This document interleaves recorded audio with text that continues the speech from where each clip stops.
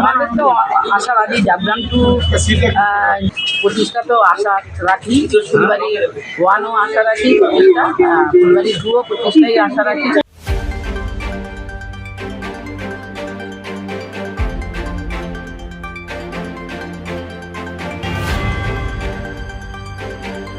কড়া নিরাপত্তার মধ্যে রাজগঞ্জ ব্লকের জলপাইগুড়ি জেলার রাজগঞ্জ এমএন হাই স্কুলে হচ্ছে ভোট গণনা। কড়া নজরদারির মধ্যে 3টি স্ট্রং রুমে রাখা ছিল ভোট প্রার্থীদের ভাগ্য।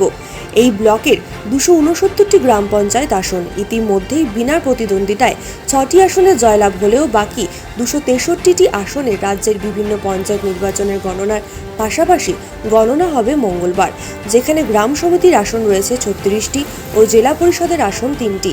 কার্যত তৃণমূল, বিজেপি, বাম সহ বিভিন্ন রাজনৈতিক দলের সমর্থকদের ভিড় লক্ষ্য করা যায় এলাকায়। পাশাপাশি নিজের ভাগ্যের ফলাফল কী হয় তাও জানতে ভোট গণনার সামনে সকাল থেকে ভিড় জমাচ্ছে বিভিন্ন দলের প্রার্থীরা।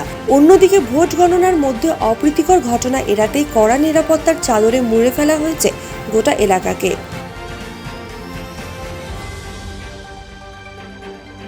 আমাদের তো আশাবাদী জাবরান টু প্রতিষ্ঠা তো আশা রাখি, ফুলবাড়ি ওয়ানও আশা রাখি প্রতিষ্ঠা, ফুলবাড়ি টুও প্রতিষ্ঠায় আশা রাখি। জাবরাম ওয়ান 16টার মধ্যে 13টা তো আশা রাখি।